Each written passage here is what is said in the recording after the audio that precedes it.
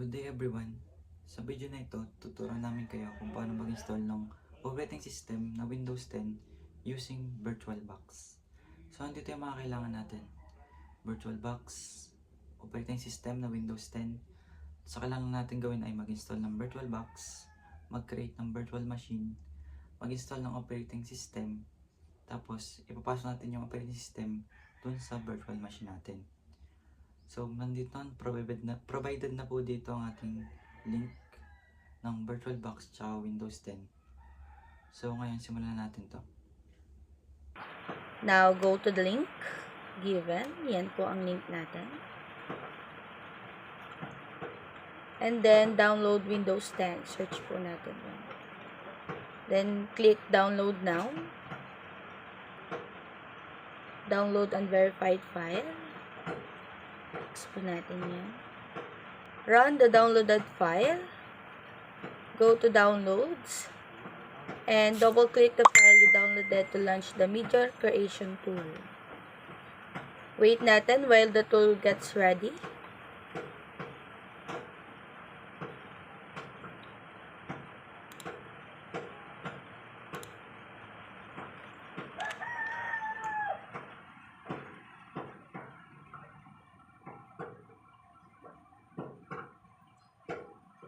Accept the license terms. When the license terms agreement appears, scroll down and click accept. It will take a moment to prepare before showing the next screen.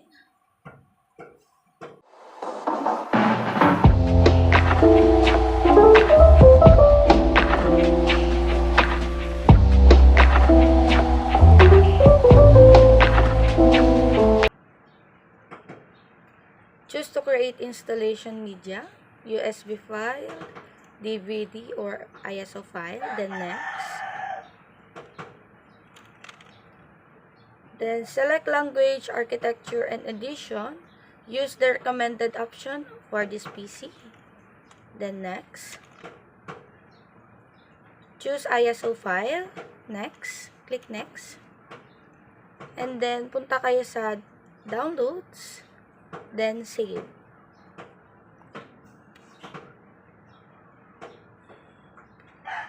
Wait for the download to finish. Please be patient while Windows 10 is downloading. This may take a little while depending on your internet speed.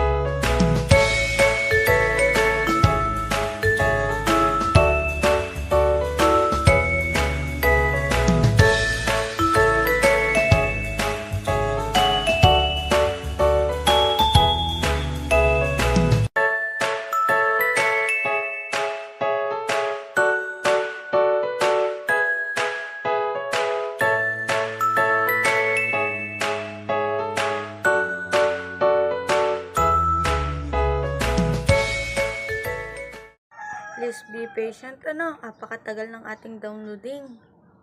This may take a little while depending talaga sa internet nyo. Feel free to grab a coffee or stretch or relax.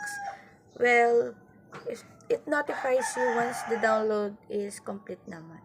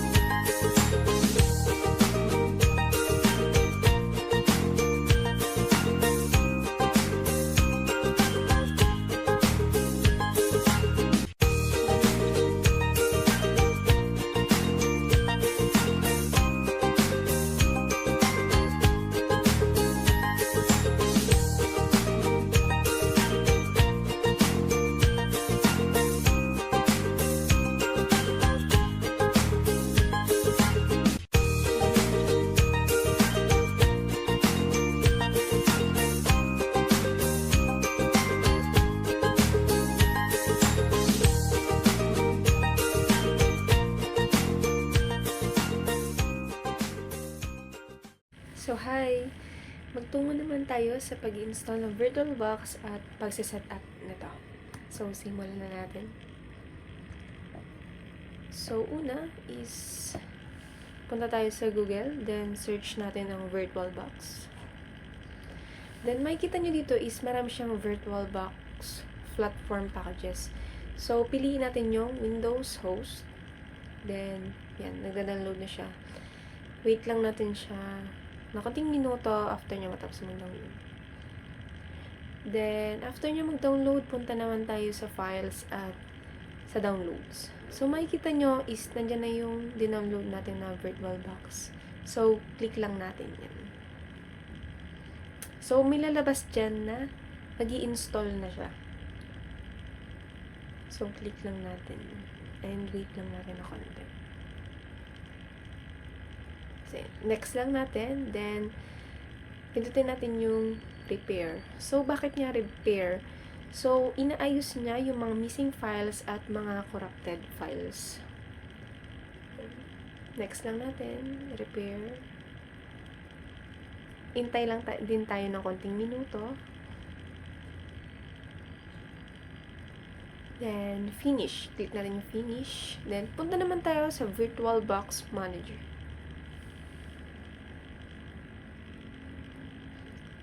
So, ayan. Nilalabas siya na Program Compatibility Assistant.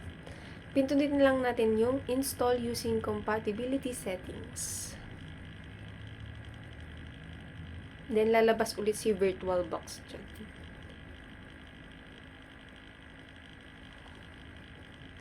Then, next lang ulit. So, sa oras naman ito, remove naman yung gagamitin natin. Ayan, lalabas dyan yung retry. Retry lang natin.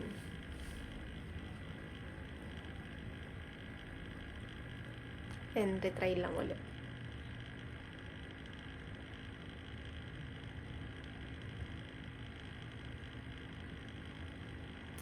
Hintay lang din tayo ng konting minuto. So, parang siya yung nagsisilbi na filter. Finish lang natin. So, balik ulit tayo sa downloads. Then, pindutin lang ulit natin yung VirtualBox.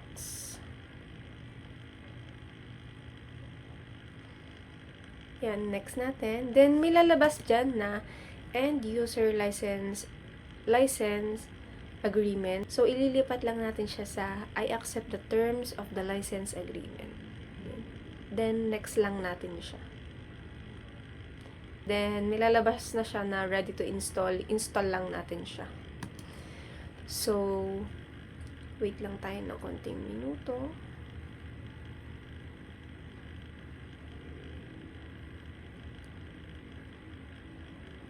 Ayan. So, makikita natin is may checkbox dyan na Start Oracle VirtualBox 7.2.4. Then, click lang natin yung Finish. Then, balik tayo sa VirtualBox Manager. Then, okay na ang ating VirtualBox. Okay, so after yan nga i-install ni Mr. Meco, yung ating VirtualBox is tayo naman na magdi-discuss about paglalagay ng or pagsaset up ng virtual machine. No? So, I'm Fred. I'll be discussing this part on how to install and i-config yung ating virtual machine. No? So, let's proceed. So, may unang-una, need natin ilagay si VM name or what will be our VM name sa ating pagko-config ng virtual machine. So, as for checking here, we input it as Windows 10. Then, yung VM folder. Siyempre, hanap ko din ng gusto mo mga folder na paglalagyan ng ating VM machine. No? So, for this one, is nilagay natin siya sa ating PC. So, it's on C. Then, dun sa ISO image, need natin dyan ilagay is yung dinownload nating Windows 10 na nili-install. Okay? So, on this one. Yan. Open mo lang yan. So, maglalagay na yan dyan. Kaya, unclick, unbox, or uncheck the proceed with unattended installations. Kasi, hindi naman natin alam kung yun nga baka bigla na lang maya na kung ano yung mag-install dyan without our presence na or without our action. So, unbox mo yun. Then, dito sa setup, unattended guest OS is wala kang man dyan ilalagay.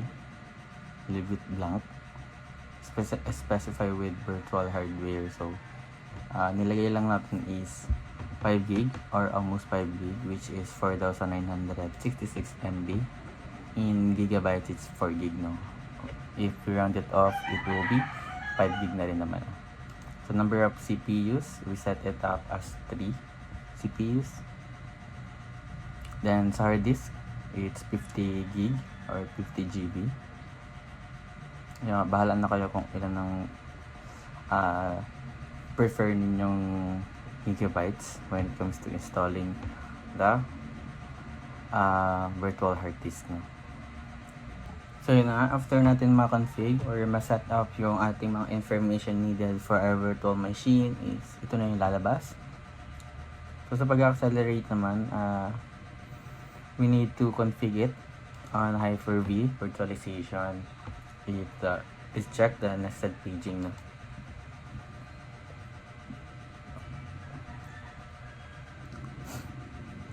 Okay. Yun na nga, another one is the display. It should be 128 megabytes. Okay, it's defaulted naman dyan.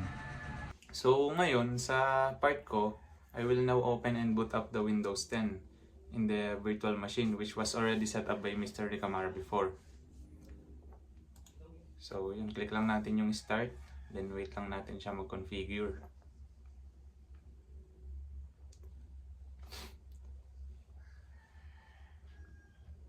So ayan, pag nag-start na siya, wait lang natin.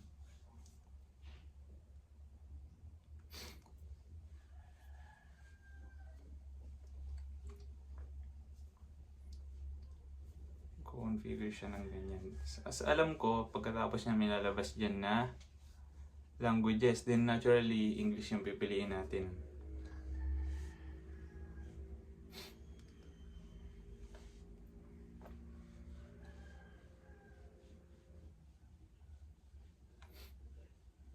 Ayan. Ito yung language to install. English piliin natin, then next. Tapos may lalabas dyan na install now or repair your computer. So, syempre, sa case natin, install now yung pipiliin natin. Ayan, wait lang natin. Setup is starting. Tapos, may lalabas din dyan na Windows setup. Yung naghihingi siya ng product key. So, wala naman tayong product key kasi mag-install pa nga lang tayo ng operating system. So, click lang natin yung I don't have a product key. So, yan, pili na tayo kung ano ang i-install natin. Yung download natin kanina, pwede lahat yan, pero piliin natin itong Windows 10 Pro. Click lang natin yung next. Yan. Accept lang natin yan. Pwede nyo basahin, pero accept na lang natin yan. Just click din next. Tapos papipiliin tayo kung upgrade or custom. So, pipiliin natin dyan is yung custom. Tapos dito naman tayo sa, magbibigay na tayo ng space na magagamit niya sa pag-install. So, medyo malaki yung space na gagamitin natin. Pero, ano siya, may default naman siya na total size na 50 gig, which is yung sinetup nga kanina ni Mr. Ricamara. So, click lang natin yung next. Hintayin lang natin siya mag-install.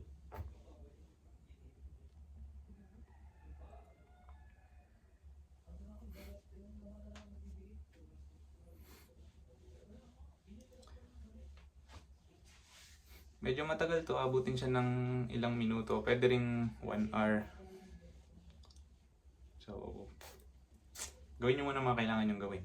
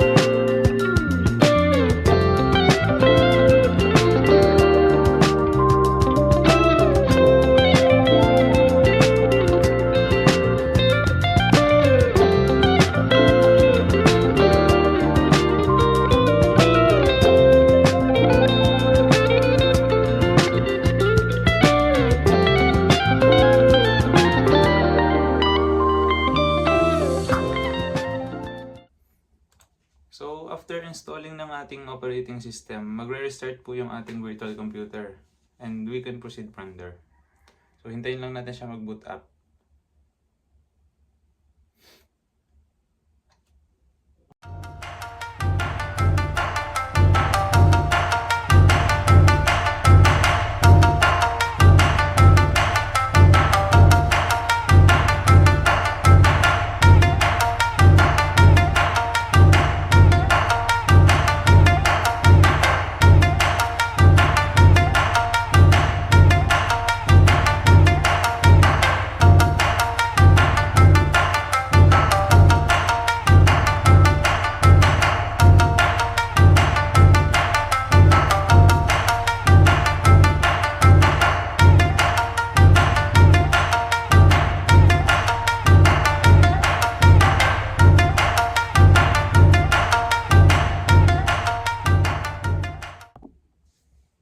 So, medyo magtatagal tayo dito sa configuration at pag-start, it may last several minutes or maybe even an hour.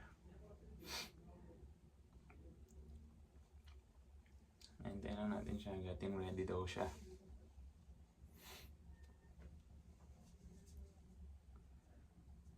After nito, alam ko, papipili tayo kung customize setting or express setting eh. Yung customize setting, siya yung papipiliin tayo kung ano yung mga features na gagawin sa computer natin. Yung express setting naman, yun yung karaniwang ginagamit ng karamihan sa pag-install ng operating system.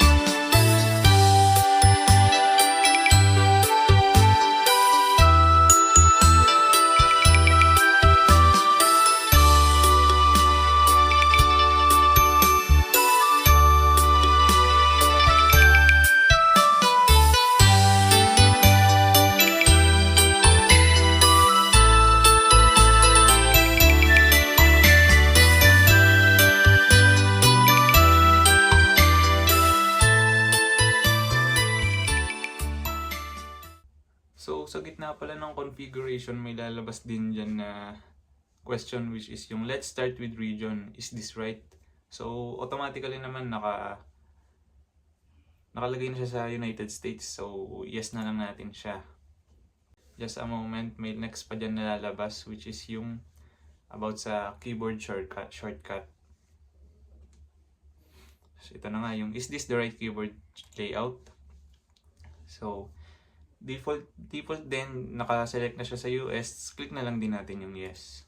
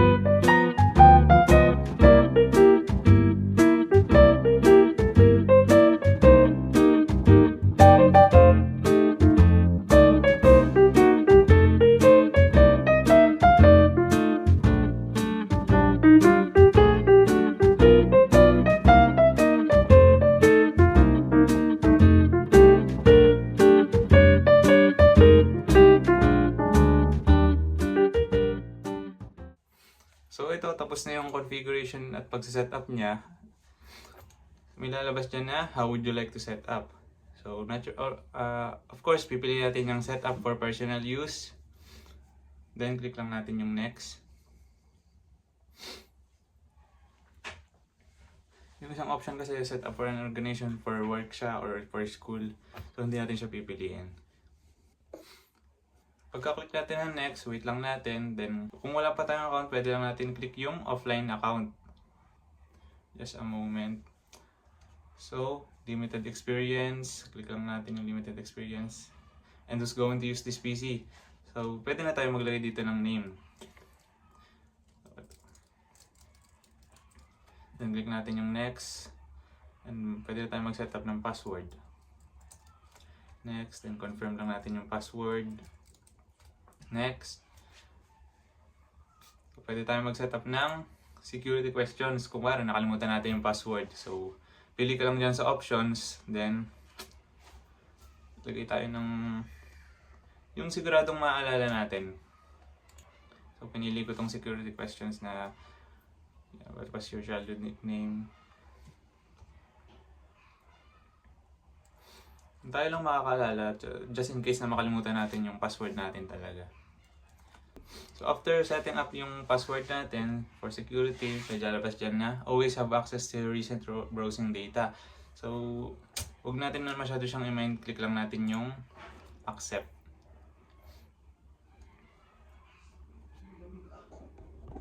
After that, lalabas naman dyan yung privacy settings ng ating device. So, naka-default na naman siya lahat, naka-yes na siya lahat. So, click lang natin ulit yung accept. Actually, parang accept ka lang ng accept para, tapos magdedire-diretso na siya eh. Wala ka na masyadong kailangan baguhin. Yan. Ay daw, okay na, nakapag-setup na tayo.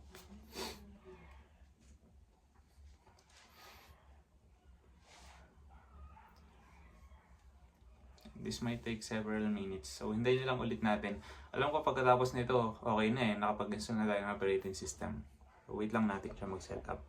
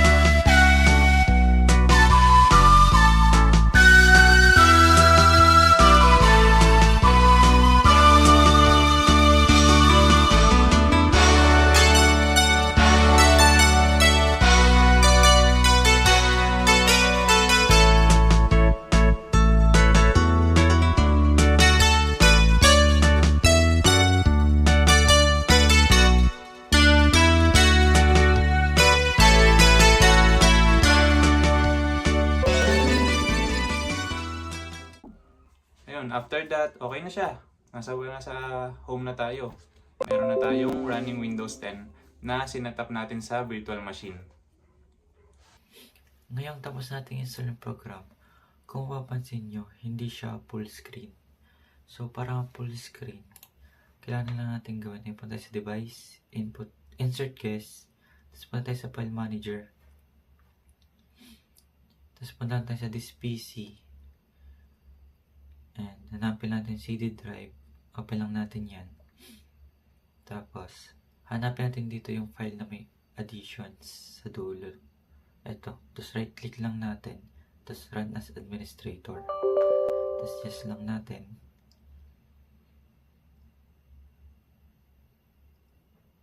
So mag-install siya. Pinag next. Next ulit. Tapos next lang ulit. Tapos install na natin. Tingnan natin siya mag-install.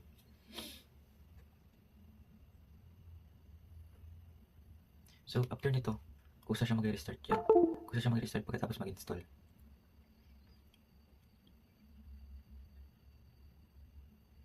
Yan, finish. Hindi natin yung finish.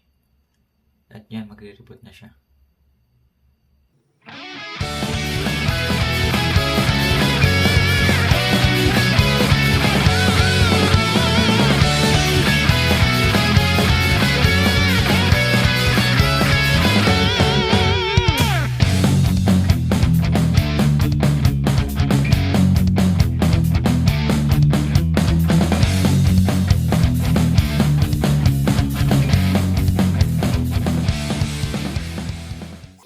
So yan, lagay lang natin ating password.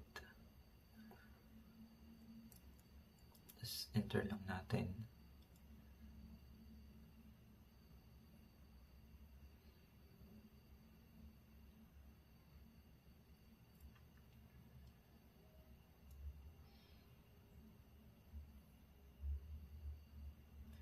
Yan, tapos ito natin gagawin.